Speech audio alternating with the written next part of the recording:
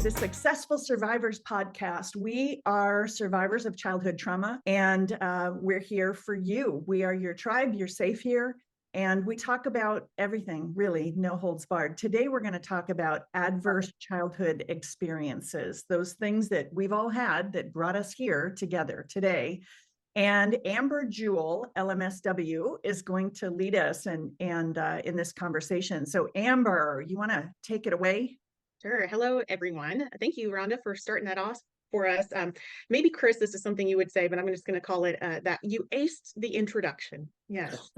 So every time I think of the word ACE, I think of the acronym for the ACE study. And so as an intellect person who loves just gaining knowledge and information, I love having this topic, but also as being a successful survivor, being able to talk about what it is, what the terminology is, and why we use it. I think it's really important as successful survivors that we begin to understand what it is. So what does it mean to ACE?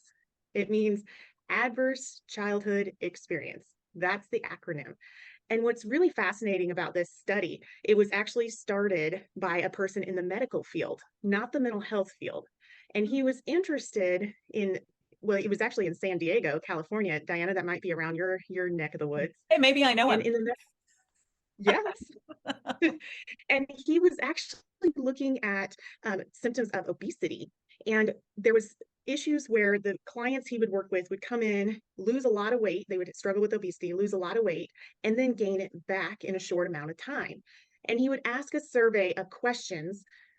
And one day there was a slip up in his questions when he was asking one of the clients that had came back and received a second treatment or second intervention, I should say, because she had gained significant weight. And he was running through the series of questions when he asked the question of how much did you weigh when you were born? How much did you weigh when you started first grade? And then he asked the question of how much did you weigh and how old were you when you became sexually active? And what actually was disclosed at that time was that the client was significantly younger, was a child when she had been raped or molested. And so that's what started the history of the study, is he began to realize, oh, there was something that had happened in the childhood that's affecting her medical well-being now. Okay, so it's really fascinating. So that was back in 1985. And so when he asked the question again, she had disclosed that information, and he began to be interested in understanding how the childhood experiences were affecting the medical well-being of people as adults. Okay, that's what started the ACE study. And so he started the study. I think there was some psychologists and different people that he started it with in the early 90s, and through the research began to find, I think in 1997 was releasing the information of all the surveys that they found.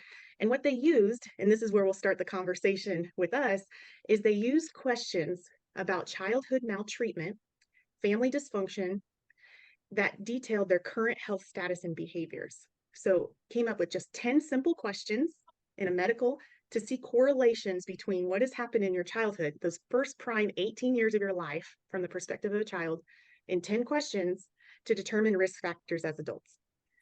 So the information was combined and they began to get all of this data about it. And then I'll talk about the findings in just a little bit. But the ACE study is something we might see our therapist talk to us about. We might go to a school and hear somebody. You might hear it in studies and research. You might even go to your doctor these days and they might do an ACE interview. Have any of you, I just wanted to know, as successful survivors, has this been something we've been exposed to? Is this something you guys have came across that you've been familiar with? So tell us about that. Any of you, Dawn, you're shaking your head. Tell us your thoughts. I first heard about it when I was working at a residential facility with youth with abuse and some behavioral issues as well. So they had us as workers take this. So it was just interesting to find out. They didn't do much more beyond just taking it, just having us be aware of what our score was and kind of being able to relate to the kids that we were serving. So, and it was just kind of an eye opener when I did it, because I was, that one particular one I got 9 out of 10. So I was like, wow, okay, well, this explains a lot. So, I mean, it kind of explains a lot, but it also can't look at it too much, right? Like 9 out of 10 is normally a good thing, but not a good thing with this, right? I wouldn't imagine. But if you look at it and go, okay, yep, that's a not a great score, but life goes on, right? So I think that if you look at it too long, and it just gets a little overwhelming. Yeah, It's it can funny. be a really weighted. Go ahead, Diana. Yeah, no, I was just because she was saying 9 out of 10. I'm like, I've heard of this study, never decided to take the test until yesterday. Took it yesterday. And so I'm going through, yeah, there's only 10 questions. And I'm like, oh, okay, yes, yes, yes, yeah. I was like, so I'm also a 9 out of 10. And throughout that test, it was really bumming me out hard because it started to really bring me back to every single one of those questions, which is about trauma and neglect and abuse and things. And when I'm like, did you have this? Yes. Were they neglectful? Yes. Or whatever all the questions are, it's, but what was interesting is right after that, I took the resiliency test and I got a 12 on that one. I felt really good about that 12 because in this, the higher number is the better number, or the whatever you want to call it. And I don't know if it's because how I look back, and you guys have heard a lot of my story, when I turn things into wins, whatever trauma I've been through, I kind of find that one little part that was good and I'm like, okay, making that a win. So I don't know if I look at things that way, and that's why I think I'm more resilient, but it is what it is. I got a 12. I'm pretty pumped about it. I was like, yes, I did good. And it just made me feel better about, even though I had really crappy circumstances for my childhood and, most of my young adulthood, I still found ways to get through it and I guess be resilient. I guess that's the only word I can think of. Use that resiliency and courage and all those good things. Yes, Dawn. Diane, can you share with us when you started thinking about it as a win? When I was 5. Okay. That was my very first time, and I had a horrible abusive situation with my dad, and he was trying to make me do something I didn't want to do, and I was creative in my thinking, so I was able to get out of it. And he got angry and threw me on the floor. But the win is that I didn't have to do the thing that he wanted me to do. So that's the win in that. And I knew that as a kid, because even though he was mad at me, I kind of ran away thinking, ha, like in my little voice, I was like, ha, I didn't have to do any of that, And so that's really when the first time I thought about it. And like I said before, you don't win every time. Nobody wins every time. Nobody in life wins every time. But when you can find those little wins, and that's the goodness that you take from it, it's really powerful. Yeah, I love that. When you're talking about how you felt taking the ACE, that's kind of a starter point. And I think this might be even the first of a couple more sessions where we talk about this, or as we go, because I definitely want Chris, as a male perspective, but also just your insight, and Rhonda, of course, your wisdom on this. What I want to say about the ACE study is I think it's important to have conversations because it's the backbone of so much now with people like us in Successful Survivors. It funds a lot of things. They talk about having trauma-informed interventions, and it really took lead in asking people like us as adults, instead of what's wrong with you, that question of what has happened to you, what's been your experience. It changed that mindset of people we work with. I'm going to mention real quick what the findings of ACE were, and there is resiliency, and I think you can't do one without the other, Diana, so I love that. But the findings with ACE studies said that it's actually very, very common. Now, it was talking about primarily Caucasian middle-aged people, and so the original population was that. But out of that, it's actually very common trauma and these experiences in childhood. So that's fascinating to me because I'm like, my gosh, I'm not the only one here. We are a family, a group of people. And then it also found that there are a lot of strong predictors of the higher your ACE score, of death, disease, health risks, social functionings, well-being, medical care costs. And so while that is a big downy in some ways, I also think it's really uplifting to say, there's a reason that these struggles are happening, and I can be informed and then make good decisions based on that. If we can accept a struggle, because our bodies did have complications and challenges from certain types of trauma and trauma experiences that do affect us as adults, and being able to finally have a grounding space that says, Amber, it's okay. It's not something you chose to do that led to having maybe a blood pressure issue, or I have a PCOS, polycystic ovarian syndrome, and a lot of kids with trauma have fertility issues, and it's in the body, it's the hormone effects, and ACE study supports that. So I think that's really fascinating. It also gets people to give us more support instead of making us feel like we don't have resources out there when we need that as adults. So Rhonda, Chris, just kind of understanding ACE. Maybe some listeners are very competent in it, but I suspect a lot of people are like, what the heck is this? And it is a heavy study. It is a heavy survey with just 10 questions. What are your thoughts? Maybe Rhonda, what's your thoughts first, and then Chris?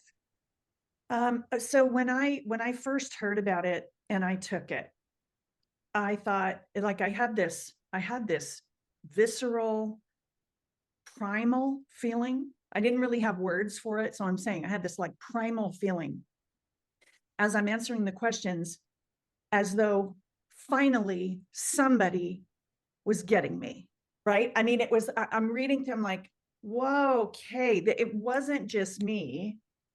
Yay. And all the, yeah, I mean, it was kind of it was really a profound feeling to answer those questions. It was as though I'm acknowledging it, I'm validating it. Yes, this happened. And the thing that I think I want to say to people who haven't seen it and haven't taken it, I didn't find it triggering at all. Maybe somebody would, but for me, it was like, yeah, for me, it was just kind of like, dang, somebody really gets what happened. And it's okay to acknowledge what happened. The flip side of that for me, because I'm a long way, of everybody here, I'm the oldest, so I'm the farthest away By from this much, if we're being honest, Missy. well, I'm a long way from the experiences. So the longer you live, and the more distance there is, and the more resilience you have, it's like it informs who I am. It's part of the fabric of my being, but it doesn't hurt me anymore. So the flip side of all that for me is I have a little bit of concern about people identifying themselves by their ACE score. And I wouldn't ever want somebody to say, well, my adverse childhood experiences were so awful that I don't need to, you should cater to me. And I don't need to pull myself up by my bootstraps and make the best of my life, because my life was so awful. You don't even know how awful my life is. And I've had a lot of those conversations with young people who are still hurting, like, they're still bleeding. I get it. But there has to be a point in time where you go, all right, I'm not doing this anymore. I was hurt and it was awful, but it's not happening now. And I'm just not going to ever let it happen again. And I'm going to move on. And so the notion of, I think what I'm talking about is intersectionality, the idea of, making a list of all the reasons why I could never succeed in life, and feeling sorry for yourself and being a victim. That's not a way to go through life, because I fully believe that those of us who survived, and mind you, an average of 4 kids a day are killed every single day in the United States as a result of abuse or neglect. And so you didn't die, you survived. And I believe that you're stronger and you're more resilient and you're more resourceful, you're courageous, you're tenacious, you're ambitious, you're determined. I could go on and on and on about the character traits of survivors. So I'm not okay with using an ACE score as an excuse to get off the train of life. But I do think it's good for validation and for a moment, and then moving on. Chris, I do like that you said that though, Rhonda. Sorry to interrupt. When you said that finally somebody gets it, I was feeling that now I was still triggered by it a little bit. I hate that word trigger, by the way. So I don't know. Activated. I was affected, activated. Yes, activated. That we were supposed to do that before, I remember. So I was activated, but and it's only because after I'm like, they finally get it, and here's all the questions validating that exact thing. It still took me back to some of the, when you're answering the questions and then you're like, oh crap. And then I did have, whatever. But what was good is that they do give that resilience. Okay, now find out what your resiliency score was. And so that made me really happy, because then I found out that look how strong I was then and how much stronger I have become now. And it brought me out of it, if that makes sense. Anyways, okay, go. Sorry. And I keep raising my hand. You're so I'm not. I tried to interrupt like you, but you're just really great at it, and I'm just not. I was going to say my resiliency score was 3. And the reason that I asked you about why yours was, when did you start the wins, is because way back when you were still going through it, you had a coping skill that helped you continue that. And you have that win thing for your life now, right? I didn't have that. But I mean, when I looked at that 3, I'm like, that's really low. Because even though I'm not like over the top, and there's you don't have to be over the top. You don't have to have the wins. You can just have the keep moving forward each day, right? Not wallowing in it. But that is a win. Yeah, That's what you but need I'm to saying, see. like, That is a win. it just looks, but it looks different because I didn't start way back at 5, right? I had to survive at 5. Yeah. Somehow you survived and added a win to it. And I don't know how you did that. That's awesome. I didn't add the win. I just survived. And so I think for people, I'm 43, so I'm a little one of the older ones too. I think that even if you take your resiliency score and it's low, you can change that. That's when you can start asking those questions that Rhonda's always asking us, right? Like, okay, what do you got to do? Let's figure out this, figure out that, right? Like, ask yourself, okay, why is it low? Right? Like, you started at 5 doing that win thing. Like, okay, I didn't do it then, but I'm starting to do it. So I think for me, just really quick, if I can, I think the reason mine is low is because everything was done for me. Everything was done for me, was told how to do it. I had to survive, and I just did what I was told. So nothing more bad could happen. Right. So I had to get out of that mentality. I had to get out of that, and it's taking me a little while. But I'm out of it. I'm still sometimes creep back into it. I feel sorry for myself. I'm like, oh, what am I doing? Pull your bootstraps up, like Rhonda says, right? So I think that what I've learned is that I have to be intentional every day. Every single day, I have to be on, as far as knowing what I'm thinking about, knowing what I'm feeling, being aware of that, so that I don't fall into those depression and the things that you're probably going to talk about later that I'm already dipping into. But I have that. I have what they diagnosed me at 18 that I had glycemia, right, which is a mild depression. I don't think I have that anymore. I mean, I have some of that in circumstances. It's circumstantial. It's not just all the time. So anyway, I didn't want to go off on all that, but just -3 and it's low, but I don't agree with that, or I know that I can change it and make it higher. Well, you can change it, and there's power in just acknowledging ACE. I don't think ACE is supposed to be something that we take as a reason or justification for one way or the other. It's just knowledge, information that we need to be able to take and use that brings forward some of the things we can't put words to, and it gives that valid information that maybe other people wouldn't believe coming from our mouths, but it gives us that worth sometimes, and be like, see, those things I couldn't talk about. And when you talk about depression, the statistics are a lot higher of people like us through any of the successful survivor experiences of having higher rates of suicide, higher rates of depression, anxiety, hormonal issues, fertility issues. And yet sometimes I think we blame our choices, which it could be, but at the same time, our hormones are different. Our bodies, even in males, Chris, are different from trauma. And it says that in this research, how we are physiologically affected. That doesn't mean we are physiologically or psychologically unable to acknowledge it, learn from it, and make changes with it. We still have a lot of power in that. So I want to make sure and point that out. I'm going to shut my screen for a second so I can make sure my computer doesn't go out on me. Well, Chris, we really love to have your insight on this. Holy cow, I get to talk. Are you kidding? This is exciting. You should feel very privileged. There we go. You have to jump in. I lead to have a manic episode and you guys turned into Josephine Rogans? What the heck happened? You were all so timid. Good Lord. It's good to see everybody. This is resiliency, Chris. This is a good topic. I mean, Amber's excited about this. I echo a lot of what Rhonda says. I don't use it as a crutch.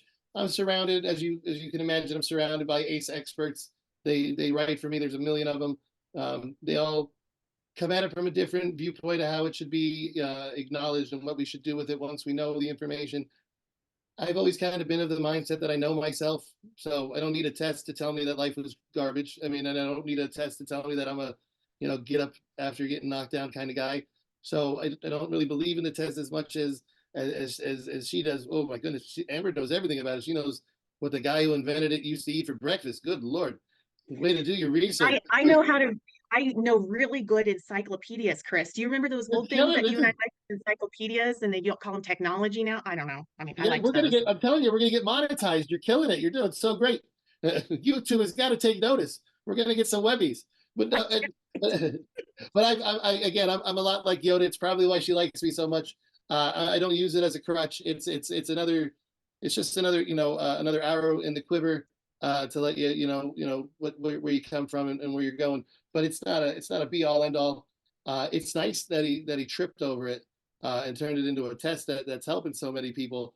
But like I said, I don't put as much stock into it as much as maybe some of the experts do.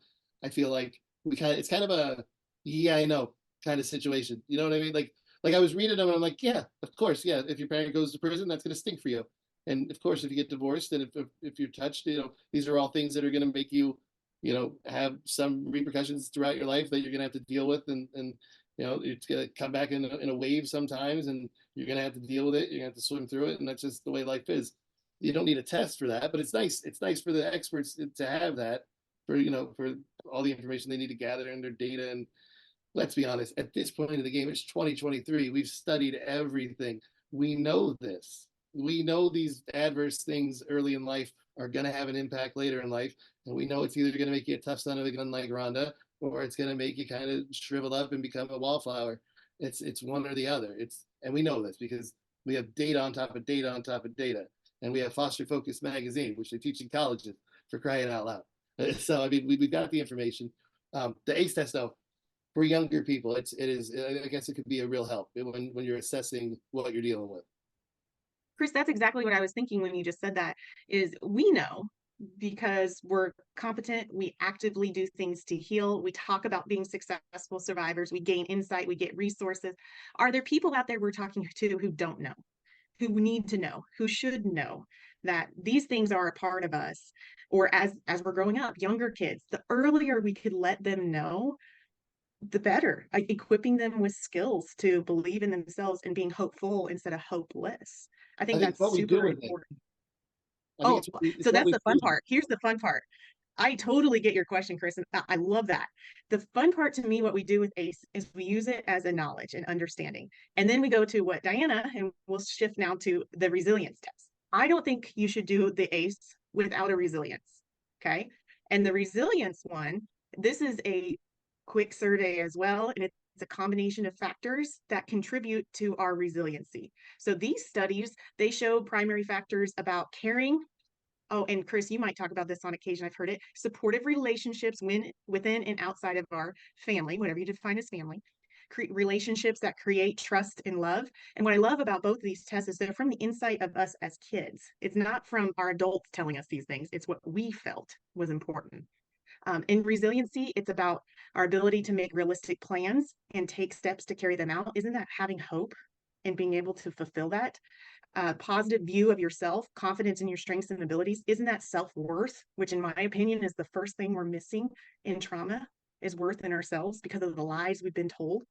Skills in communicating, problem solving, and then ability to manage strong feelings and impulses, managing our impulses. And these factors we can actually develop. So we take this and you say, hey, look, I have all these cool things that counteract this or to work with it, or maybe I don't, but I can gain them to counteract the risk factors from ACE. It gives us the power to take back the control of our life that we felt what we were deprived of, instead of blaming ourselves for maybe a medical issue or an impairment or a struggle, just accepting and then continuing to address it and grow with it. Rhonda, you look like you're thinking something there. I am. I think that we should probably do a whole entire podcast on a different day about the medical issues, mental and physical issues that we deal with.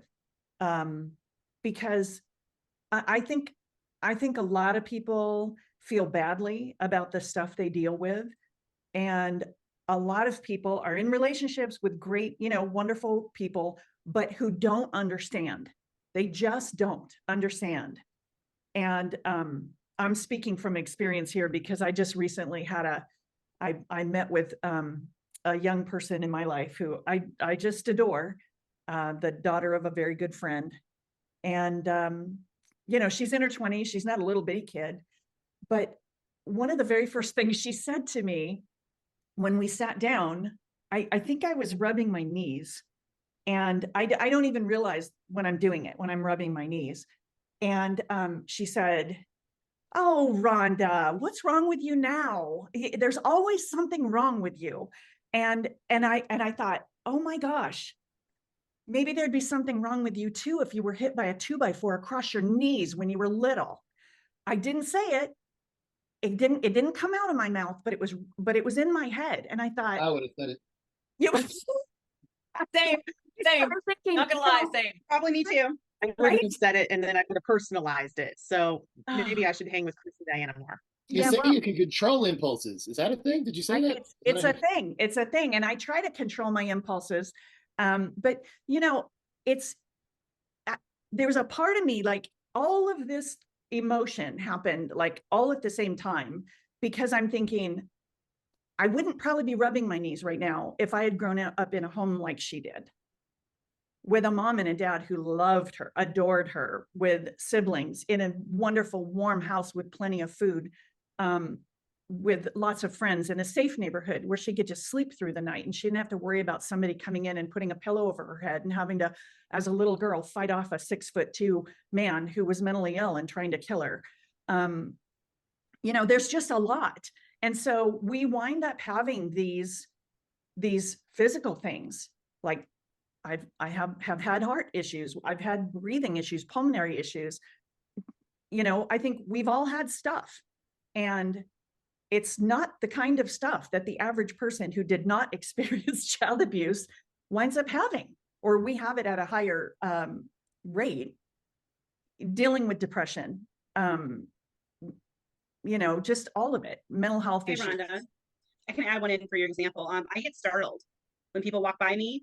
You don't even have to touch me. You just walk by me, or if you say, if I'm like focused on something, you're like, hey, I mean, I immediately jump. There was like a moment, a small moment that I stopped being startled. But then as I was dealing with more stuff and counseling, I started becoming startled again. I'm like, oh, there it goes. So my roommate's like, well, I don't know what else to do. I said, there isn't anything you can do. I said, you're so kind to say my name. You're so kind to not touch me. I'm just going to startle. Like, it's just something I can't control that part as much as I want to. So I just try to explain it to her that I'm like, that is just something that's going to happen. And it's not, if I could fix it, I would. But there are things that we can fix, you know, that we have triggers too, that we can work on. Go back to you. I love that you said that there are things that we can fix. But yeah, I mean, there are some things that are common things. Like, to this day, I probably 5 times every single day, I go, and then my husband goes, I mean, I could recite this is the script for every single time. My husband says, there's nobody else in the house. Who did you think was coming up behind me? Who is walking in the kitchen except for me? It doesn't matter who it is. It doesn't matter where I am. And I have a little bit of a hearing deficiency that I've had since I was a little kid. So I don't hear people coming up behind me. So I'm sure that I have shaved off probably a good 7.5 years off the end of my life from every single time I go, and yeah, every day. But I think It's that's my favorite thing to do is sneak it up on you. It's really my favorite thing to do. She jumps right out of her skin. Oh, you're such a joker. But okay, Oh so my but these gosh. are the kinds of things. I think maybe there's probably a whole episode of talking about the typical stuff that we deal with, the headaches, the stomach aches, the, you know, whatever.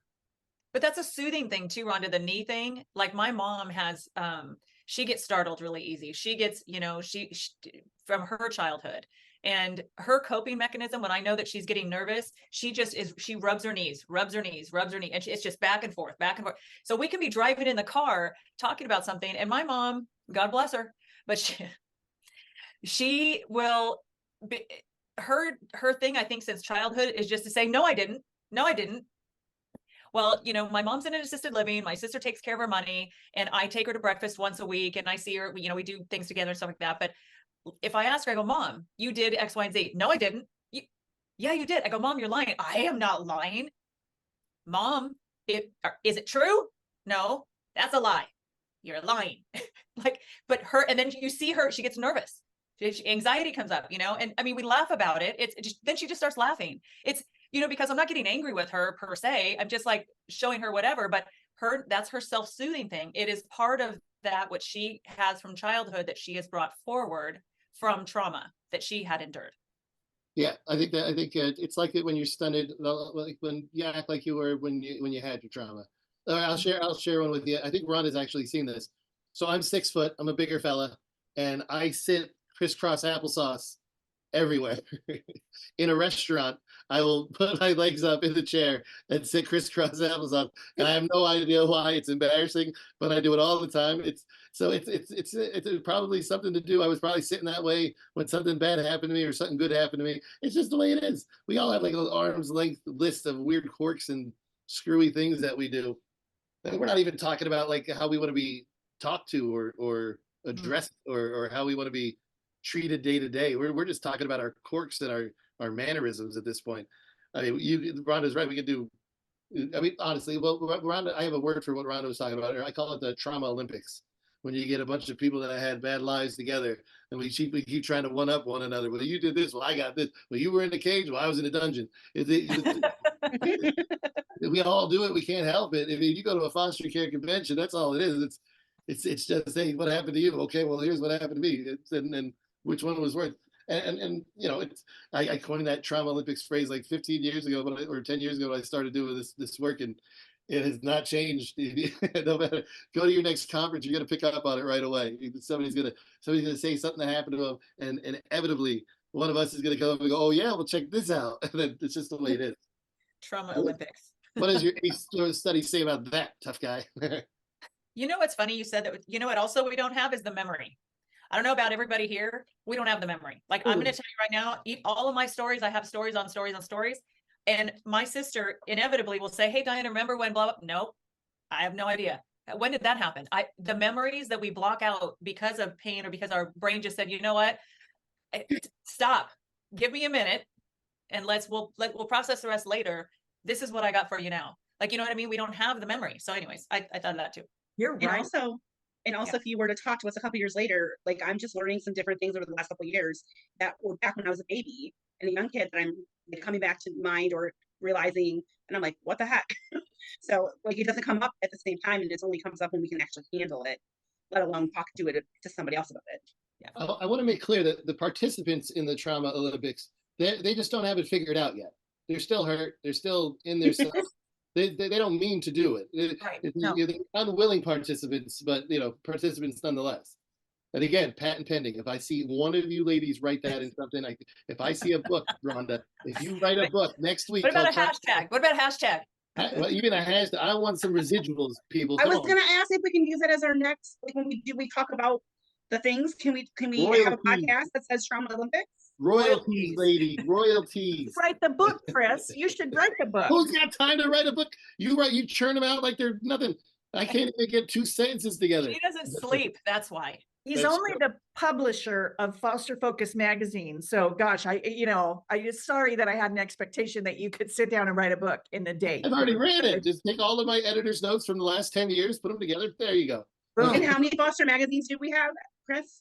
One. I mean, there's there's a couple. There's Fostering Families Today is a great publication for foster parents and the like. And the imprint is a nice thing for social workers and those in the mix. But Foster Focus magazine is all encompassing, and it's all you need, and it's free online. And Rhonda's in it, and so I think all y'all are in it. As a matter of fact, aren't all of you in it or have been in it?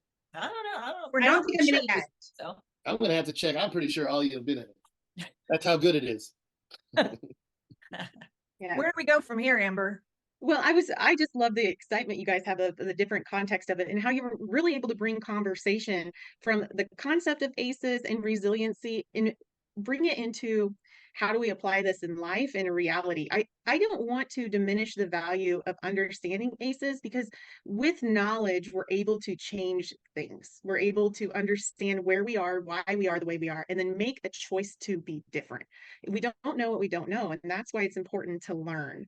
Whenever maybe we have a lot of pains or fibromyalgia or early death or heart issues, blood pressure issues. And so this is a little off subject because I feel like some of the topic we were going to was the social emotional, and ACE is more looking at the physiological effects, but there's both interlaced here. And sometimes as survivors, we are frustrated with the physical complications. And so understanding them helps us find healing as an adult of this is my body and I can take time out and take a break because my body might need it a little more than the other million people in the world who didn't experience adverse child experiences. I might need a little more nutrition integrated into my life because of the way my body reacted to that growing up. I may need to go to a hormone specialist at an earlier age. All of those things that we need to allow ourselves the dignity and worth of getting when we have been exposed to adverse, and seeking out those resiliency factors is what that is to me.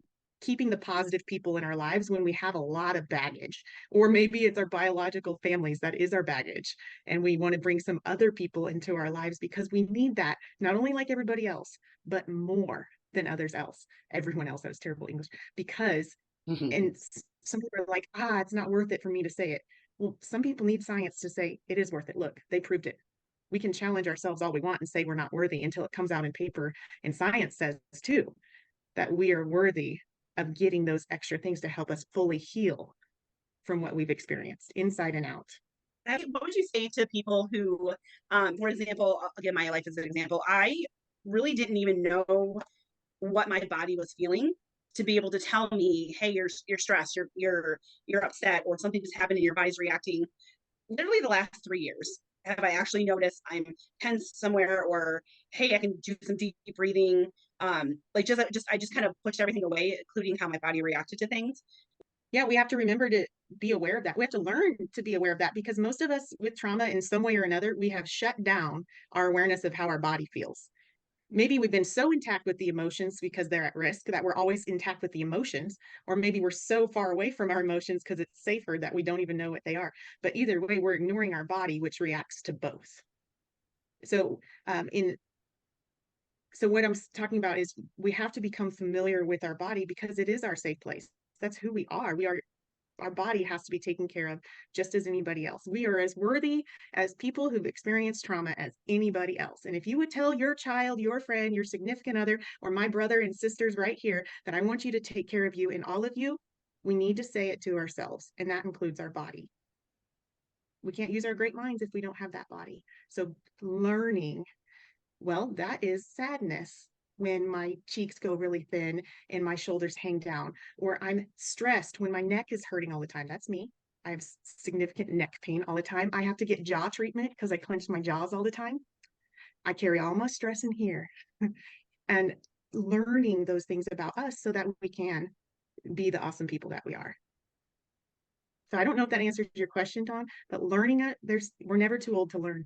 So I'm curious to know, as you kind of wrap this up, Amber, Chris said something that made me think of this. Like, now, once we've taken the ACE test, or not taken the test, but just acknowledge we had adverse childhood experiences, how do we use that information to communicate to the people in our lives how we want to be spoken to, how we want to be treated, all those guys? Like, what do we do with it now that we know it? I just throw stuff. You throw stuff? Yeah, if I don't like what they're doing, I just throw something. Is that not right? Is that not how you're supposed to? That wasn't okay. Why is everybody laughing? Is that not the right way? It's a coping mechanism, but it's probably not, appropriate. Probably not. I guess you like what you get out of that. All right. Well, I'll address that. I can choices. change that. I can stop throwing stuff. Sure. I mean, maybe that's how they do it in Pennsylvania. I don't know, but Yeah, I love it. I love that there's a second there where you're considering, do they throw things at each other? just throw things at each other. Just throw pieces of coal at one another because it's what we've got. You have that white stuff that falls out of the sky just randomly. No, not yet. Don't jinx it because I see it's happening everywhere. Don't let it happen here, or I'll drive to Stay in Texas. Michigan. I'm gonna drive until it's warm. I'm telling you, I'm not kidding. I can be a snowbird. Right, come on. All right, so There's sun at my house. If you throw things, okay, to cool. Japan. Might accept the consequences that could come from it, and the adrenaline you're going to release whenever you throw it. Hey, that's cool and exciting. You get to decide if you want to keep it or not. And I think that's how it is, Rhonda, in response to everything that you said. With ACE, what it is information. Use it to your advantage. Take control back from learning things of the challenges that we can manage now. So maybe piecing things together that, oh, this makes sense why I struggle with this more. And so coming to that realization, you might be more sympathetic, empathetic to yourself to the point where you're taking better care of yourself. Or maybe you know that you've been using something in an unhealthy way. And so you make a choice to do something that's more healthy. It might mean you need to go to a doctor and get an updated evaluation at this time in your life and be like, I'm a little more at risk. I'm worthy and I'm valuable. And so I'm going to go do this to take care of it. You might need to integrate more healthy people into your life. positive thoughts, setting more boundaries, all these other topics that we've talked about integrate right into this. This is just the point of realization sometimes that we need to have. I think there's a lot of different ways of taking that knowledge to helping yourself continue to heal, both in every way. And this is physical, yes, but in every way of your life. Diana, I'd love your thoughts. Okay. I was doing my standard flipping through the reels on Instagram. I came across, and the algorithm is amazing on my Instagram and on my TikTok, because it's everything that I follow, positive, inspirational, that kind of thing. So I get all the good stuff. Well, on this one motivational success something guy that I follow, it was a guy talking, and he said, listen, he said, what I used to do if I made a mistake, the way I would say things to myself is, you bloody idiot, which wasn't bloody, I'm using that word. You bloody idiot, you bloody moron, you know, you can't do anything right, da, da, da. Well, if I were to talk to friends that way, I would have no friends, right?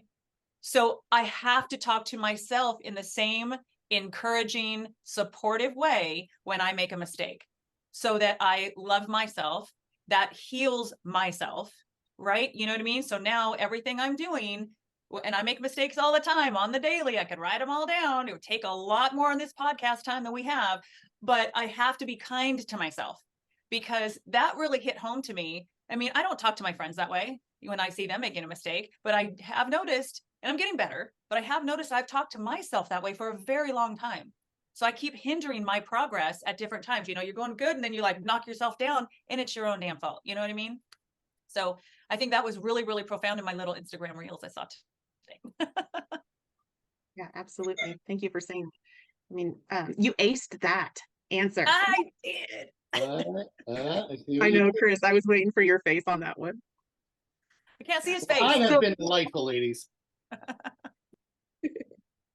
Well, I think it's time that we go ahead and end this one. And I want to say, you know, ACE is important, but resiliency is just as important. And it's a tool, not a requirement for people to use if they're going to be able to use it in a healthy way to maybe get support in their jobs, in their work, in their growing of their body and physiological part, understanding of who we are, which is so important, because each of us as survivors and successful survivors are important people with important stories. And so we want to continue having the full life in every aspect of our life to the best quality that we each deserve. And so using these as tools and understandings of our strengths and maybe what our needs are. Needs are not faults. Needs are needs, and giving ourselves grace with that, because we are, Diana, as you just said, as worthy as the people that we sit and work with and associate with. And so with that, I think we'll be touching on conversations and things here and there again in the future, because we've aced this concept, Chris, and we will be looking forward to people checking out your information, what you publish all the time, what these awesome ladies give as resources and information, and of course, coming back and checking out the Successful Survivors podcast and seeing what we have coming up next week.